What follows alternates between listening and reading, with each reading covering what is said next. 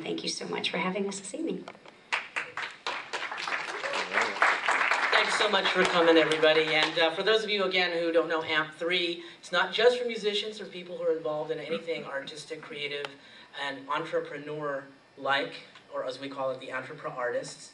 And that kind of gives you an idea of what we do here. For those of you who aren't familiar with the College of Extended Learning, we're considered to be the experimental and the entrepreneurial wing of the university. We're nonprofit, but we get no state funding. And so we have to be a little bit more business-like in the way we do things. But the kind of things that we do is we also try to encourage people to be entrepreneurs as well.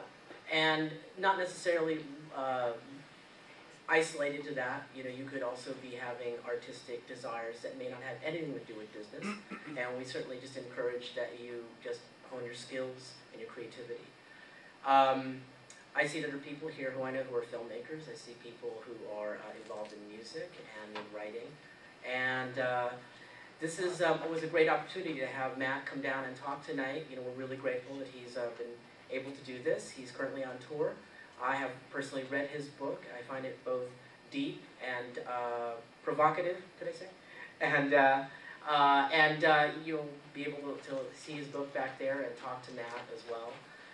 But anyway, without any further ado, I'd love to introduce to you Matt Callahan.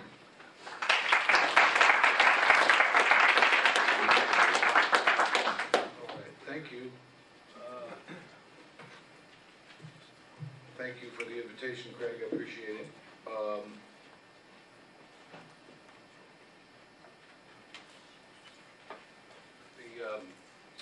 The book that I wrote is called The Trouble with Music, and it covers many different subjects related to music. But in preparation for this talk tonight, Craig and I thought it was probably best to focus on some of the controversies and the challenges and perhaps opportunities that are arising from the file sharing issue and the basic question of music and ownership, which is one chapter of the book.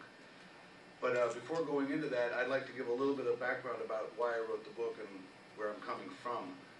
I am a musician and a music maker, which the reason I use that terminology a lot is because music makers include musicians who don't write, composers who don't play, technicians who, you know, do sound reinforcement or recording, and instrument builders, people who make guitars and other instruments, and they're all music makers, and all are basically faced with the same conditions, the same difficulties. And so when I say the perspective of a music maker, that's what I'm talking about, inclusive of all these people. And so when I began as a producer dealing with younger people coming to me to help them make records, recordings of their music, a lot of the questions, the kinds of confusion or, shall I say, uncertainty, doubts, whatever, that all young people may have, became quite, I found a very sharp contradiction between the overall idea or the overall concept of fame as opposed to quality, celebrity versus quality. I also found that the common answer given by people in the music industry was that the only criteria was units sold, that there was no question of artistic quality or the social effects or benefits of music. That's actually what originally inspired me to write the book. And so the book covers many aspects, both about the music business, but going way beyond that to music and technology, music and politics, music and words, music and dance, and so on and so forth. And in fact, I didn't originally set out to write about copyright or about the legal aspects involved with music and ownership, because first of all, when I began working on the project, the internet downloading thing had not really become that big a deal yet. But by the time I was finished, the publisher convinced me that it was such a hot topic that we couldn't really call the book complete without, you know, having something about this. And so I knew that I would end up having to go back to, basically back to school and spend 3 or 4 months researching the thing, because I'm not a lawyer, and I knew that most of the issues surrounding file sharing and so forth had to do with copyright, or they had to do with law, international law as well as law in the United States regarding the ownership of music. And so basically I did. And the reason for all this background is just that you understand that I didn't come into this with a preconceived notion or with a set of ideas that I was seeking to prove. I went into the research on the question of copyright with an open mind, trying to find out what was going on, and didn't really have a position about kids stealing music. I didn't have a position on this as an artist myself. But when I started to investigate what was really going on and reading what legal scholars were writing about what was happening on the internet, what was happening with copyright and other related laws such as patents and trademarks and so on and so forth, I started to realize that a great hoax was being perpetuated through the focusing on teenage pirates stealing music. And so what I want to take you through is the process by which I arrived at the conclusions that I did arrive at, but I'll give you the answer first so you don't have to wait. I arrived at the conclusion that we have to abolish copyright and replace it with something that is both more practical and more just for most musicians. Because copyright actually, in effect, does the opposite of what it was meant to do when it first began. The first modern copyright law was made in 1710 in England, called the Statute of Anne, and its ostensible purpose was to protect the author, period, pure and simple. And not only was that its purpose, but it also, in doing so, created a category called the public domain. That's the first time that phrase was used in a legal document. And the public domain was the area in which everything that no one was the author of resided. And that included everything, every idea. In other words, not only art or music, but also science, maps, everything. And the public domain, in fact, houses the works of really millennia of artists from all over the world. In fact, the vast majority of music is in the public domain, just in terms of the quantities of compositions and songs. Not to mention all the things that you couldn't even identify, such as styles or genres of music like flamenco or blues or Irish traditional music or whatever. I'm talking about actual compositions that people know the names of and sing the lyrics to, do not belong to anyone. That's what the public domain is. But interestingly enough, not long after copyright was actually instituted, it raised a controversy, particularly in the founding of the United States. And I just want to read something that I discovered Thomas Jefferson said about copyright way back when. He said, excuse me a second, just have to find it quickly.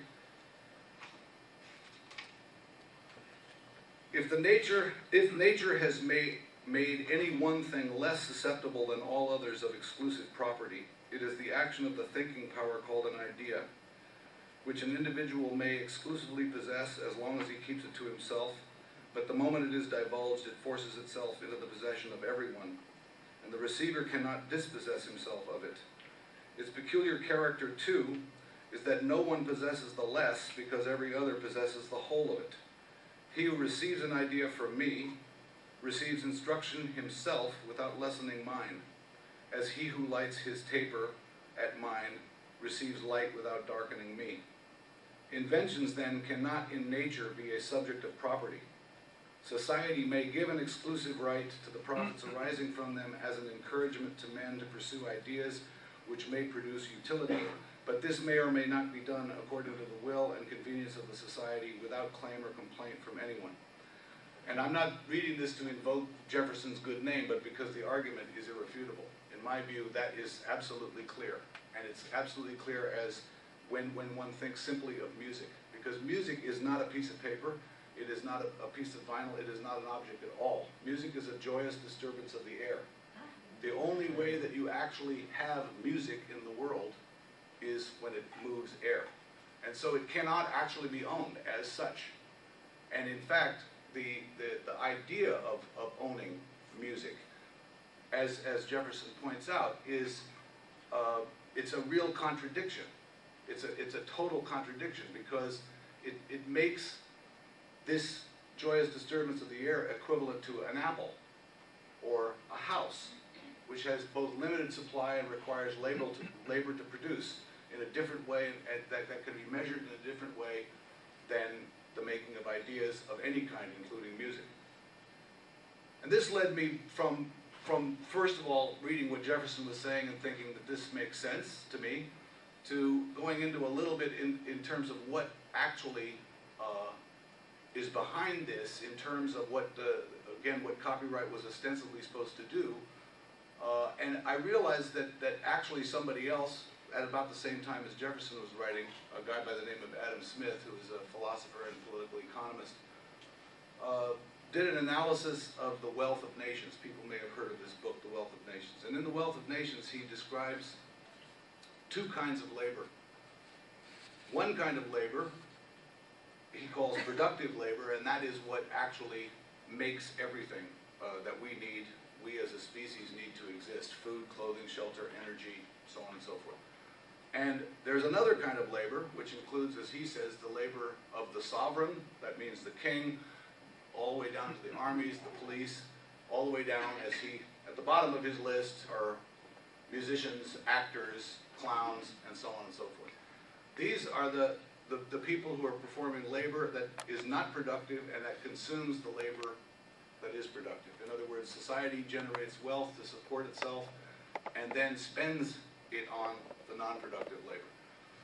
And this actually really opened up my eyes, because I could see that in fact music has no value. And in order for, we're speaking of value now in economic terms, which is, value means price, it's the equivalence of exchange. And one cannot possibly measure Bach's Art of the Fugue against John Coltrane's Love Supreme and say they are equivalent. There is no way to establish the equivalence between two pieces of work. If Bach spent a half an hour writing it, his piece, and John Coltrane spent 2 hours, does that mean it's worth 4 times as much? It's impossible. And this is actually the problem that is exposed by the whole copyright regime, because the purpose of the copyright regime was to make a commodity out of something that is not even an object. And so what it's doing is taking originally a piece of paper, meaning the sheet music that music was written on. Later on it was the piano rolls, and finally it was the recording, originally Edison's discs, and then later on various different forms up to actual digital files. These were objects that were in fact manufactured, that had a labor component, meaning there were people working in factories to produce them, and were being paid whatever they were being paid, and this was the cost of their production. But this other component, what made people want to buy them, which was the ideas that were in them, whether it was the sounds or the musical notes that people could read and turn into sounds, these ideas were in and of themselves free. In other words, before copyright, you had a long history of some of the greatest ideas, scientific discoveries, everything from science to art, that were simply available to the public. And in fact, or the literate public, the people who were educated enough to read and study these things. And that made me think that actually, when I, as a composer, make my works, I don't make them to have the access to them limited. That's not the reason I do it. I don't do it to build a fence around the concert hall and charge admission, or say you cannot get access to my work. I do it for everyone. And so when I translated my own thinking, my own experience, my own feeling, in fact it was an emotional thing, to this situation of being the copyright holder, I realized that the only reason the copyright had any value at all, meaning equivalence of exchange, was because access to it was limited. Without that limited access, there is no value. It's simply free. It's there. And indeed, most music in the world is free. And when we go back to the origins of music, there were basically two. There was the music of the laboring people, the slaves, playing for each other, and then there was the music that the wealthy, the aristocrats, the kings and the queens commissioned, and they paid for it. There was no market involved. There was none whatsoever. That's actually the real history of music. With the copyright, obviously the music business began, but now with this internet technology and the fact that a lot of kids are able to exchange music very freely, it has raised this basic question. For what purpose does the music business exist, and how does it actually benefit musicians? And so, what I started to look at was, okay, what is important to me? What is important to music makers in this whole scheme? And what is actually fundamentally important, and I think most people here would agree, is credit. In other words, the acknowledgement of the fact that a creative input was given to a given piece of music. That's one. And the second is just compensation. So the question of what is credit and what is just compensation comes into play. And I use the example in the book of something that illustrates exactly what copyright has actually done, as opposed to what it's supposed to do. Some of you may have seen the movie Standing in the Shadow of Motown. And this movie is about the band, they called themselves the Funk Brothers, that played on the literally hundreds and hundreds of hits that came out of the Motown record label in the 60s. And in this movie there is a very poignant scene where the interviewer is interviewing an older man in a restaurant, and in the restaurant the opening strains, the guitar lick that announces the coming of the song My Girl comes on the over the airwaves, and the guy goes, "That's me," but nobody knows his name. He got absolutely no credit, nor did any of the Funk Brothers get credit for their inputs, their creative inputs. And in fact, that's not an anomaly, that is characteristic of what copyright does, because the copyright holder is the one who says, this is mine, this composition is mine, and any copy that is derived from this must pass through me. I must get money for it.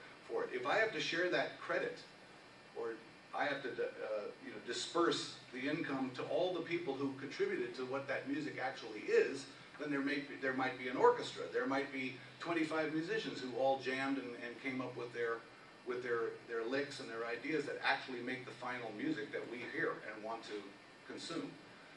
And so this is actually characteristic in another way too, which is that actually, as probably most people know, the 20th century has literally tens of thousands of examples of poor musicians in this country and other parts of the world signing away their copyright to somebody in the parking lot for 50 bucks.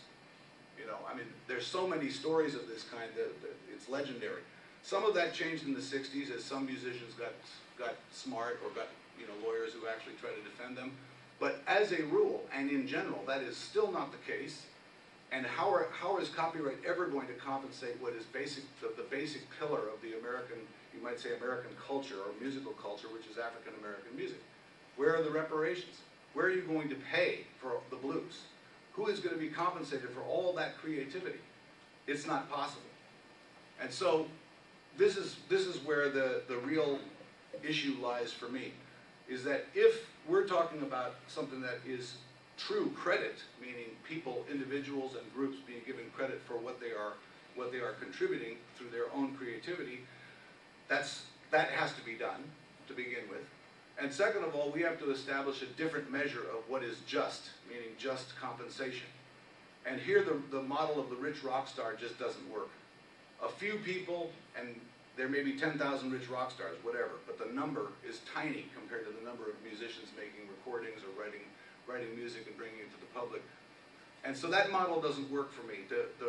What is basically just is that if I as a composer or we as creative people are making something that benefits a community, and that is its basic function anyway, then that community should support us, would want to support us to go on doing our work. And we should live at a commensurate level with our community. If our community is basically factory workers, teachers, healthcare providers, and so on, that's the measure of what is just compensation. The society to whom we are contributing our creativity should support us in a like manner, if we in fact earn that from the society. And of course, none of this is really as radical as it sounds if you actually include in the equation of the whole picture classical music. Because in fact the classical music in most of the world would simply collapse if it wasn't supported by state subsidy and foundations like the Rockefeller Foundation and so on, that's essentially channeling rich people's money into supporting, you know, what they consider to be our heritage, or creating a certain ambience in cities or wherever they you know, they live or reside or whatever. In other words, from their point of view, that is worth preserving, and there's no question of there being a market for it. But when it comes to popular art, or when it comes to ethnic traditions, global ethnic traditions, that stuff has to survive in the marketplace, which means copyright has to be maintained as an institution, and you're always going to have this great divide between the rich and the poor amongst musicians. And this, again, as I said, has led to the great injustices that this country is perhaps one of the best examples of. It's also true in other parts of the world, for sure. And this goes farther, because once I started to unravel this whole thing, and I started to see how this thing was actually affecting me, musicians, music makers in general, and so on, then I started to realize that actually something else was going on here that was quite different, and that was what was really being covered up. There's as I said at the beginning of the talk, this was kind of a hoax, and that is because something else much larger is happening with the internet. The internet basically erupted as a commons, and the commons is a public space open to all. And in fact, one of the finest examples of this commons is that the World Wide Web was created by one man, Tim Berners-Lee, without copyright, and specifically because he knew that for it to become a commons, it could not be owned by anyone. That once access was limited, it would never take off as a platform for the world to share. And indeed, the internet was. I mean, in the beginning, we all heard the stuff about information superhighway, and we all have these experiences and lots of stories from people all over the world sharing things for free, the Wikipedia, and so on and so forth, all of which I think is fantastic myself. But that's going to be enclosed, and that's exactly what's going on now, whether it's coming from governments, and like in the example of China shutting down websites, or whether it comes from AOL charging for every you know, millimeter of bandwidth or whatever they're going to do. I don't know the exact scheme because I don't live in the States, but I know what's going on, and this is the real agenda, is the enclosure of the commons. Beyond that, music actually comprises a very tiny proportion of what's actually at stake in terms of international treaties, copyright, patent, and so on and so forth. What's really going on here is the human genome, pharmaceuticals, control of the intellectual property that's in say, a tribe in the Amazon who's been using something like aspirin for the last 5,000 years, and Bayer is going to go in and take this, you know, give them a few trinkets, like the, you know, $24 for Manhattan, and then sell it for literally trillions of dollars over the course of the existence of their copyright or their trademark or patent. That's the real issue, and that's exactly why Brazil, South Africa, and these other countries have rebelled against the copyright regime presently, because of the cost of AIDS drugs, where they have millions of poor people dying of AIDS. They just said, forget it. There is no treaty that we're going to honor that prevents us from making these drugs and dispensing them for free to people who need it. And that's where the real clash is. And just anecdotally, I was invited to participate in a discussion at the UN about this issue, and the guy who invited me said, you know, you're probably the only musician here. Everybody involved are legal, you know, lawyers and whatever, representing governments and representing the open source network, which is obviously on my side in the sense of wanting to keep things free and access open, and also some of the governments that are opposed to what's happening with pharmaceuticals. That's where the real issue is going to be focused. And ultimately, just to bring this to a conclusion, the real thing that I discovered through the course of this whole inquiry about copyright and so on, was that what we need to remember, people who are creative people, is that creativity actually is a natural resource. Given a large enough number of people, there are always going to be, amongst those people with special talent and special abilities and even geniuses, people who are so remarkable that you really have to call it a miracle, that they bring a gift to us that there's no explanation for why it's there. But that is exactly what it is. It is a natural resource in the same manner that public land or water or air is a natural resource. And trying to control that or limit access to it in the interest of a small handful of people, becoming very wealthy, is not going to foster creativity. And this is the basic argument that is being made today, that somehow, without copyright, without some kind of material incentive, music will stop. No one will write a song. There will be no more Mozarts or Beethovens or whoever you want to name, and we'll just, we'll just be in the mall listening to music. Well, first of all, that's what we're doing already. We're in the mall listening to music. And second of all, and that is not creativity in my view. It's just the opposite of creativity. And on the other hand, I would be perfectly happy if in a you might say a utopian vision of the future, a completely different way of arranging things, the public decided, our society democratically decided to invest in arts education, invest in children learning to play music, and be involved in music the same way they are in any other human activity, not as professionals, but as simply participants in this collective activity that brings so much joy.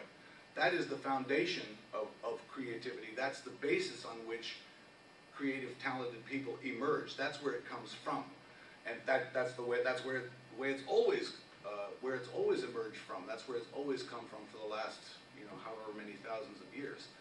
And in fact, it's in spite of the music business, in spite of the way this system has been set up, that people continue to do their own thing.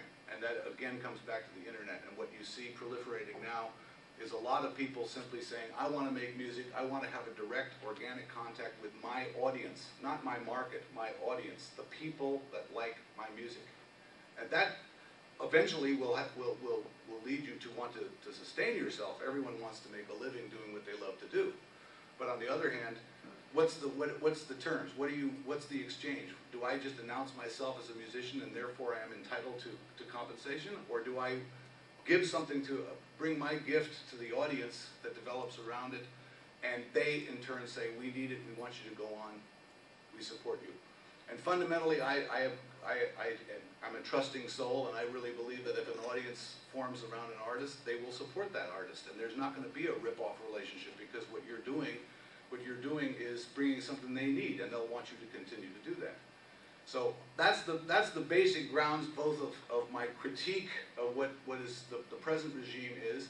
It's why I support what people do out there in the wild frontier of the internet, whatever they're doing. I mean, if I'm talking to somebody who says, can I download your music? I say, yes, you can download my music, but if you like my music, you have to find some way to support me. I need to live. This is an exchange between people, but it's not pirates stealing from me. I have put it out there. I'm giving it away, and I hope to be supported so that I can continue to make it. So, with that basic framework, I'd like to open the floor for discussion, because I think that I know a lot of you are not musicians. I'm not exactly sure how this applies to the specific technologies that you use, but I think the general ideas apply across the board, because something needs to be done to provide credit and just compensation to professional artists and people who are making their life in creative pursuits. But it's not going to be solved by the present regime. That's my point. So, yeah. Can you see, like, in the future, perhaps the present regime is going to be, it's already beginning to buckle, right, supposedly, and like, is there going to be a point where maybe artists would just release music for free on the internet, and they would pay to go see them live, they would create a living that way, like, that they wouldn't necessarily need the marketing of radio, they wouldn't necessarily need the marketing of these labels. They want to control the copyrights to get the money to perpetuate the label, if they can already do that by just perpetuating themselves, promoting themselves. Not necessarily to the level of the rock star, as you said, right, but to a level of, like, within that community. Do you think that's already going on? First of all, it is already going on a very widespread level. I should add that when you think of it globally, it's been going on anyway, because in many countries of the world, some of the most populous countries of the world, the relationship of musicians to their audience is completely different than it is in North America or you might call advanced capitalist economies, but you know, in places like India or China or parts of Africa, the relationship between musicians and their audience is completely different. That doesn't automatically make it better or make it a model, but we're actually part of the world that's, you know, constructed this way, and a lot of what's going on at the treaty level is to try to impose that on the rest of the world. You know, I mean, that's where the real, so you might say, political action is, because they want to impose these models on everybody else. And so just keep that in mind, because on the one hand, you have a lot of musicians in the developed countries that are just sort of like, hey, forget it, man, I'm not going to make it in this system anyway, so I want to get out and play. You know, that's what it comes down to, in a very basic sense. And so there is a breaking down. But simultaneously, I have to say that I don't think it's just going to collapse. I mean, in other words, there's too much at stake. That's why I made the point that the music, in a sense, is a stalking horse. It's a red herring. You know, it's a smokescreen for what's really going on, which is to control the internet and make it a source of profit and revenue, and not simply this free space where you just pay the phone company or the cable com for access and that's it. You know, that's part of it, and the other part of it is to reinforce the, you know, genetically modified food. You know, I mean, this is a big thing, which it's going to take. It may even take military force. It's certainly going to take economic force to impose it on parts of the world where they have plenty of food. There is no argument that justifies genetically modified food, and there's a lot of opposition to it. So I'm not trying to evade the question about music or creative ideas, but just keep in mind that that's the overall perspective in which the music is taking place. And we shouldn't be fooled into thinking that, like, hey, you know, we're starving artists and therefore our issue is the most important. What's happening with music is happening inside that context, and to a certain extent we can get away with things. People can experiment with things, you know, downloading music, throwing it away, giving it away, all sorts of alternative models that are perhaps entrepreneurial or small business oriented as opposed to big business oriented. There's lots of things going on, but to a certain extent we get away with it because it's not really that big an issue yet. You know, it still hasn't reached the point where it's threatening the collapse of telecommunications giants who own the four major labels anyway, soon to be 3. On the other side, I would argue that ultimately, human beings have to recognize this thing about productive and unproductive labor. And the real solution, if you want my utopian vision, is that society simply recognizes that if we want art, we got to pay for it. There isn't any free. Nothing's free. But we pay for it anyway. We either pay taxes or we buy, you know, pay the price of admission. So since we're going to pay, we should have a choice and decide how the money is going to be spent. And that's the real issue underneath this, is that I think that arts programs should be supported, children should be educated. This should come first. We don't need more bombs. We don't need more military and so on and so forth. We need more education. We need more resources devoted to this anyway, which would include, ultimately, the compensation of musicians and composers and, you know, music makers in general. For me, that is the ultimate solution, and I believe that would actually foster creativity as opposed to limit it. You know, I mean, there are complex formulas that have been offered for how this might be done. There's numerous sites on the Internet Electronic Frontiers Foundation and a variety of others who have put forward what I consider to be at least worthwhile proposals. They may not be the ultimate solution, but ways that you know, taxation can be directed to educational programs as well as to sustaining musicians who qualify in some way. You know, I mean, you're going to have a measurement system in place that you know, you find a way to compensate people. I don't have all the programmatic solutions, but I know they could be found if people applied themselves to it and they weren't blocked by this business model that says, this is the way it always was and this is the way it always will be. You know. Someone else? Yeah, sure. All right, since you opened it up to kind of a discussion format, I'm going to kind of go on a monologue here just to set some context here, so I apologize if anyone gets bored. Yeah. I'm kind of caught, I'm unbiased, I'm kind of caught in between. I'm not an artist and I'm not a music label or a big conglomerate anyway. I'm a person that's caught in between. I know the technology of the wireless industry and the business side of the industry and internationally. And so now I'm caught in the middle between helping the infrastructure providers make the business tools to do this convergence of IP solutions, generally speaking. Mm-hmm. Okay, it's generally speaking. So dealing with Asia, USA, and Scandinavia for the last 7 years in these internet tools. Now we're trying to figure out business models to distribute the content that's created by all these great artists. What we have today is Steve Jobs throwing a dart at a business model saying 99 cents for a song, $9.99 for an album, $1.99 for a television show. That's working in the capitalistic society of the United States. This is to your point. Is it going to work internationally? Is there another culture between capitalism? You know, this is a culture commerce philosophy that you're approaching here. So it's interesting, but it kind of came down for me for culture and commerce. And is there a foundation that you can kind of see? You said you don't live in the United States.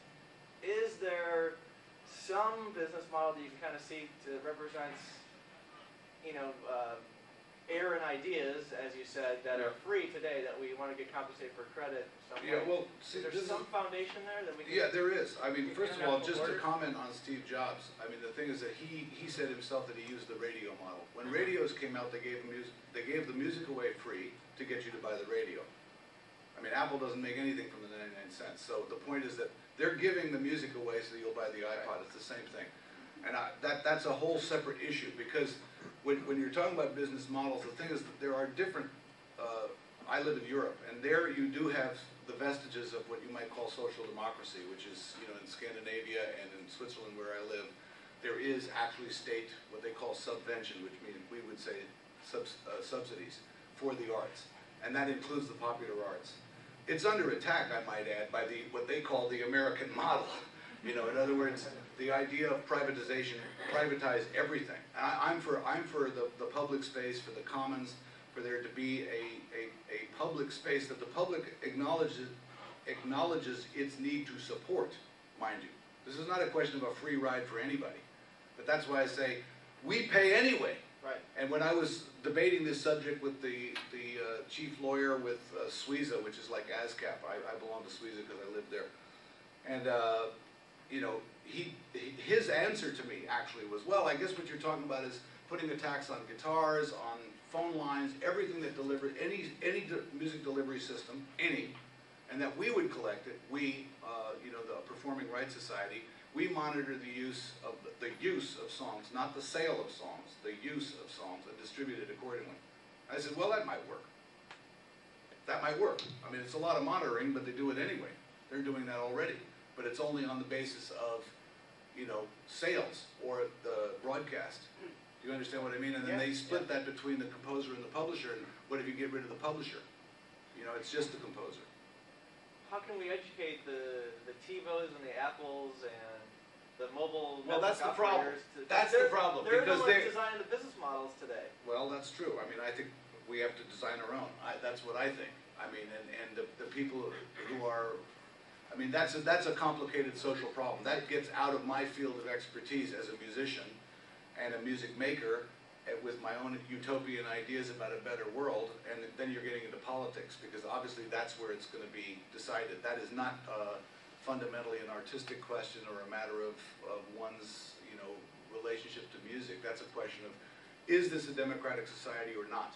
So That's what the question is. The Frontier, what is the Frontier Foundation, Don O'Brien? Electronic Frontier.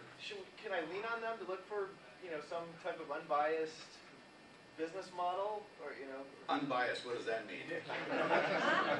What does that mean? I'm pretty clear about my bias. I'm for musicians. I'm for you know, education in the schools. I'm for improving the life of the majority of the people, and I don't care if Steve Jobs gets rich. That doesn't matter to me. And in fact, I don't care if Elton John gets rich or stays rich. I don't care. What I care about is music and the you might say the great middle. All the musicians in the middle who are basically just want to be compensated like their neighbors and their friends and the people who like their music and don't want to live on a hill. You know, that's a whole different mentality. That's a whole different way of looking at things. You can't construct a business model if it's designed to you know, make a few people rich and a lot of people poor. That I can't come up with that. That's already there. We don't need a business model like that. We got one. It's in place. It's happening. You know, I mean, I'm just looking for a star that turns into a sun.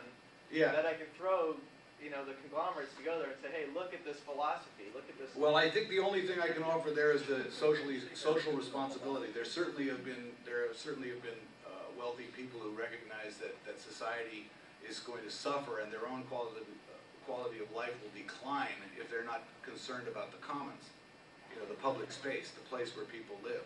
But at the same time, let's face it, Dow Chemical makes their trash bags by polluting rivers in Mississippi. So what are you going to do about that? I mean, that's the way things are in a certain sense.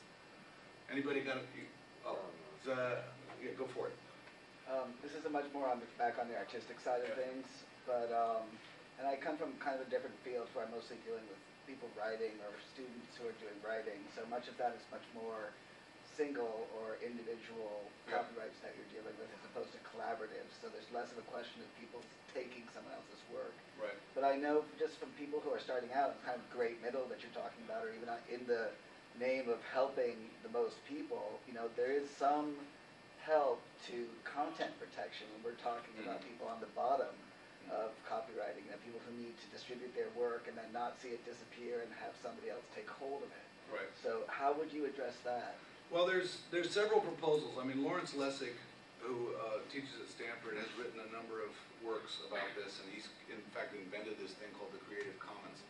And what the Creative Commons copyright does is it effectively establishes credit, first of all. That's its first and primary function. I wrote this, or this group of people wrote it. In the case of an author, that individual, or however they want it credited, and designates or stipulates exactly what uses that the work can be put to. But the problem with it is there's no mechanism for collecting money. That's the real problem. It doesn't solve the other half, which is just compensation. In other words, credit is established simply by authorship and registering this. But there's no mechanism in Creative Commons for collecting money generated from the use. That use doesn't necessarily imply sale. I have to go back to music. Most music is given away. I mean, in the world, it's just given away. It's broadcast on the radio.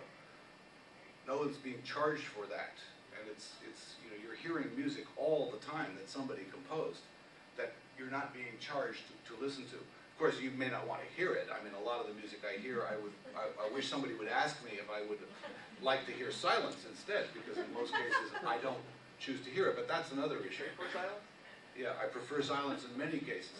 Actually, silence doesn't exist on Earth, but I mean, I'd rather not hear this tuneful trivia, But the thing to get back to your point, that's one concrete suggestion that's actually taking effect. It's been actually put into place by a number of authors and writers and so on and so forth. There is a model to that, incidentally, for what you're saying, but it's not complete. That's the Creative Commons? Right. I mean, in other words, I actually mentioned it in my book because I discovered it like a lot of other people, but right away you could see that it doesn't deal with this question of how do you pay people.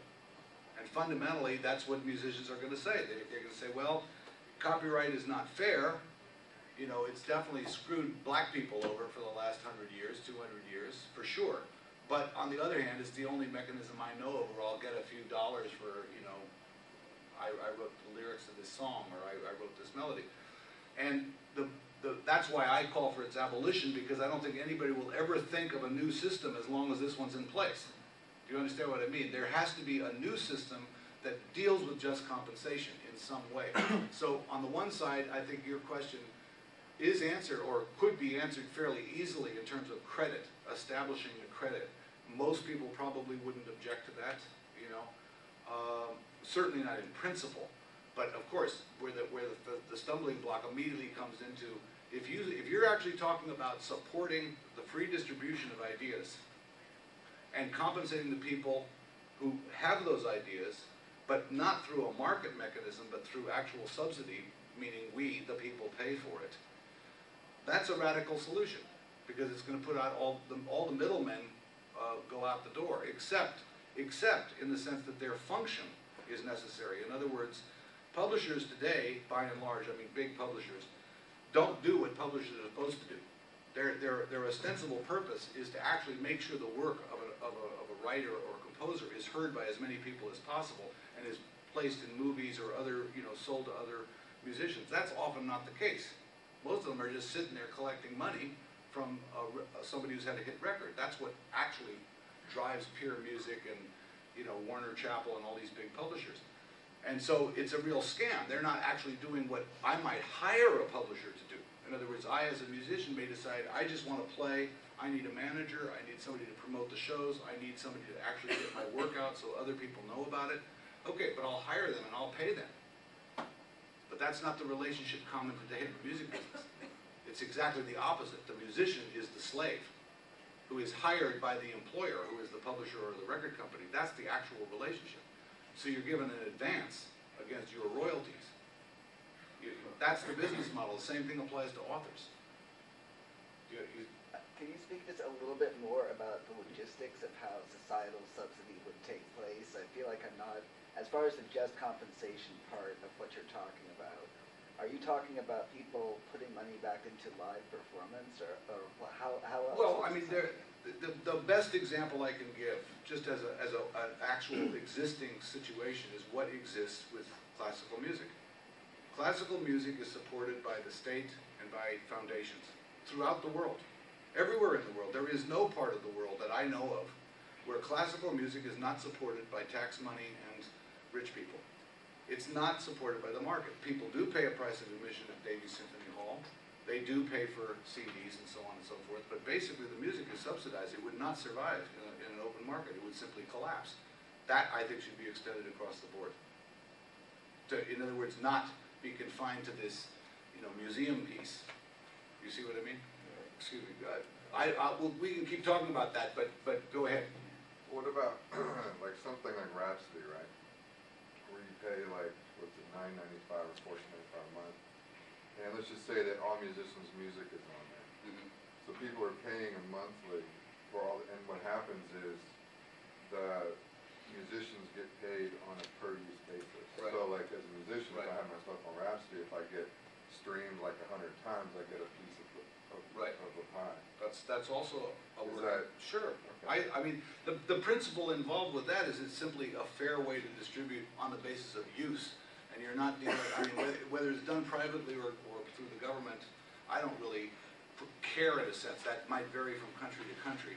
But my point is that fundamentally the public pays anyway, whether it's taxes or the price of admission.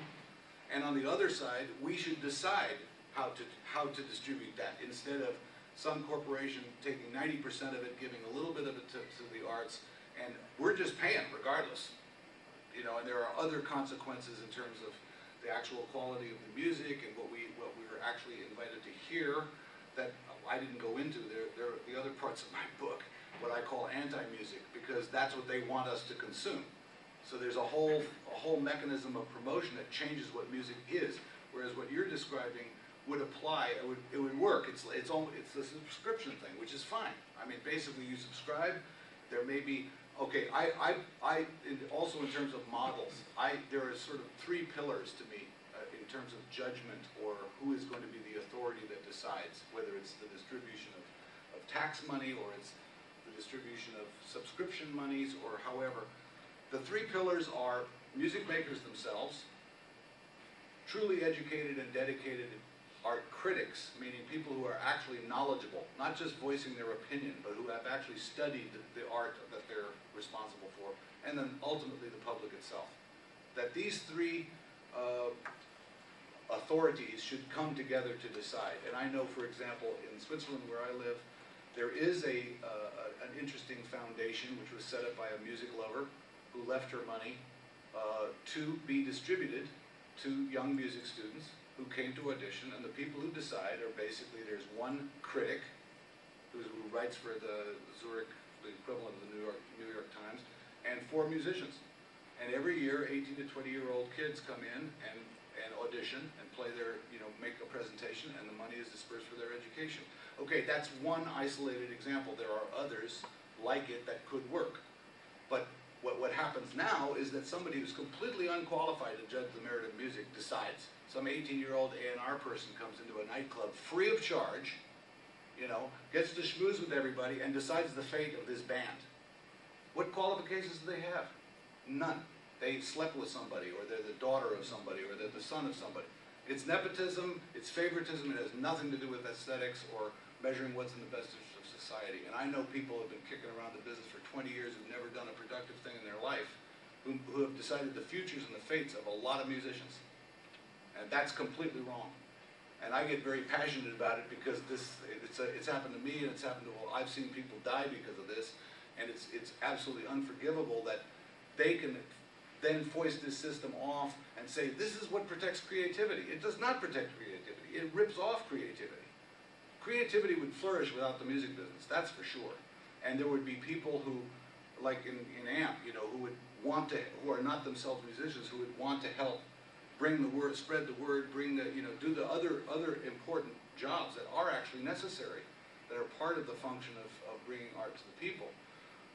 But there would be a collaborative, what I feel from you guys is that there's a collaborative spirit that's involved, and that's a totally different kind of model, which I support completely. I mean, I think that's, in fact, the other aspect of this that I also talk a lot about in the book, which has nothing to do specifically with copyright or any of these property issues, but there's another three-way sort of relationship. Musicians, venue operators, and the public. And there has long been a really unhealthy clash between venue operators and musicians. It persists to this day. But what musicians need to understand is that most venues that are operating in the world are mom and pop operations. They're really small businesses run by music lovers or people who maybe they think they're going to make a quick buck, which they are disabused of. That notion it goes out the window in the first year. But anyway, the point is that there's a basis for an alliance to bring music to the public and give people a good quality evening every single night of the week. And that's what I think is the right way to approach it. And I'm constantly talking to my musical colleagues, you know, that you cannot step on the stage and give a half-ass show. You're hurting music. It's not your career, it's music as a whole. Because the public comes in, they don't get a show from a person who really cares. They're going to spend their money on video games. They're going to do something else. And it's the same thing, you know, it's outside of this copyright issue where there does have to be a relationship between people who make music and you might say society at large to decide how monies are going to be dispersed. But the same thing applies where there has to be a relationship between all the people involved that are, you know, not necessarily musicians or music makers, but make it possible for us to make music, and the public has to support that. You know, the public will support it anyway, whether they, you know, want to or not. I mean, in other words, there will always be a price of admission. You know, again, whether it's in tax money or it's in subscriptions or whatever form it takes. But I think that's a perfectly good idea. Yeah. Shoot. I just think the internet has been instrumental in sort of lessening the value of music in the public mind. And you think that somehow now you can reverse that and have the public sort of change their mindset and make it back. I understand what you're saying, but I'm not sure if it could, in fact, be a reality. Well, whether or not it could be a reality depends on the people. I mean, that's the point. I mean, there was a time when everybody thought that slavery was just the way it is. And until somebody said it was impossible to imagine a different system, then you couldn't even begin to change it. But I mean, there's quotes in the book that I found from Prince, for example, who is by no means crying sour grapes. I mean, he's a successful artist who is calling for the same thing I am. Do you know what I mean? In other words, it's not just my idea. There are influential people who are fighting for this too, because they see that unless something is changed, there is, what you're going to have is a lot of people, quote, stealing music, you know, and thinking that they're stealing music instead of saying, music, I love this music and I want to support the artists who make it. Do you understand what I mean? What I'm saying to you is that the internet age has sort of lessened the value of, I mean, most people have no idea what it takes to even make a song to have it, you know, be distributed, Right. published and all True. that stuff. That's true. So changing that mindset is what I'm saying to you, is a little more cooperative than. Yeah, but that's an educational process. I mean, in other words, if you're cutting funding